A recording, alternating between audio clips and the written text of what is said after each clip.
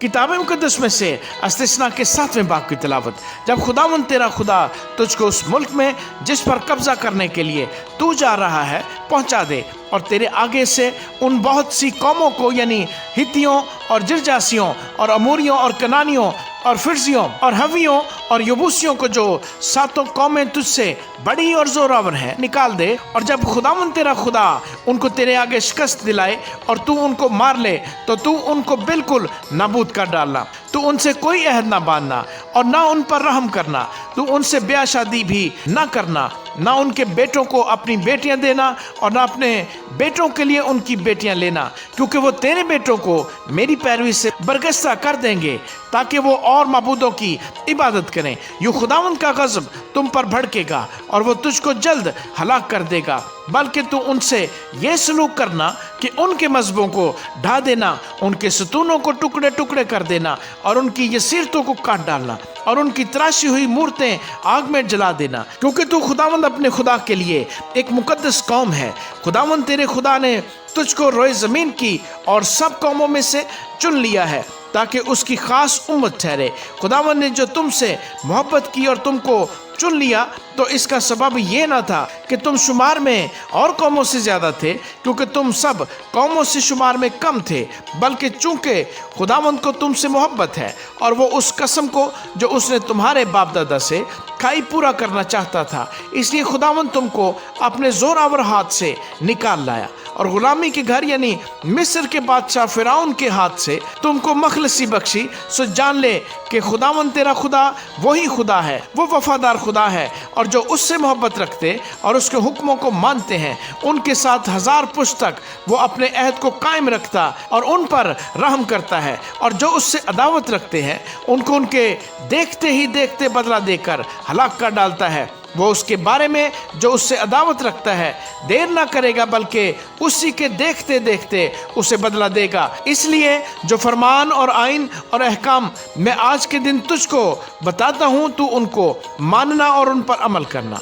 और तुम्हारे इन हुक्मों को सुनने और मानने और उन पर अमल करने के सबब से खुदावंद तेरा खुदा भी तेरे साथ उस अहद और रहमत को कायम रखेगा जिनकी कसम उसने तेरे बाप दादा से खाई, और तुझसे मोहब्बत रखेगा और तुझको बरकत देगा और बढ़ाएगा। और उस मुल्क में जिसे तुझको देने की कसम उसने तेरे बाप दादा से खाई, वो तेरी औलाद पर और तेरी ज़मीन की पैदावार यानी तेरे गल्ला और मैं और तेल पर और तेरे गाय बैल के और भेड़ बकरियों के बच्चों पर बरकत नाजिल करेगा। तुझको सब कौमों से ज़्यादा बरकत दी जाएगी, और तुम में या तुम्हारे चौपायों में ना तो कोई हकीम होगा ना बांझ, और खुदावंद हर किस्म की बीमारी तुझसे दूर करेगा। और मिस्र के उन बुरे लोगों को जिनसे तू वाकिफ है तुझको लगने ना देगा, बल्कि उनको उन पर जो तुझसे अदावत रखते हैं नाज़िल करेगा। और तू उन सब कौमों को जिनको खुदावंद तेरा खुदा तेरे काबू में कर देगा नाबूद कर डालना। तो उन पर तरस ना खाना और ना उनके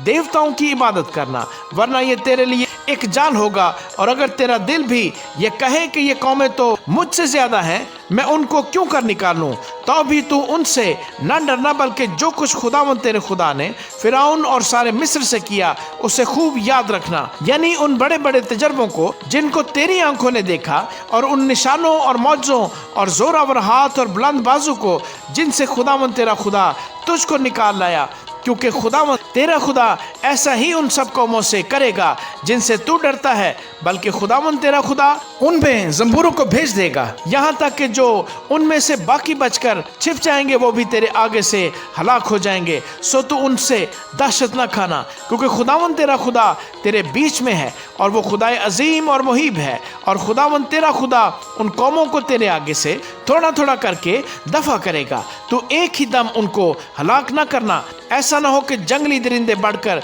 तुझ पर हमला करने लगें, बल्कि खुदावंद तेरा खुदा उनको तेरे हवाले करेगा और उनको ऐसी शिकस्त फाश देगा कि वो नाबूद हो जाएंगे, और वो उनके बादशाहों को तेरे काबू में कर देगा, और तू उनका नाम सफ़ाए रोजगार से मिटा डालेगा, और कोई मर्द तेरा सामना न कर सकेगा, यहाँ तक कि तू उनको नाबूद कर देगा।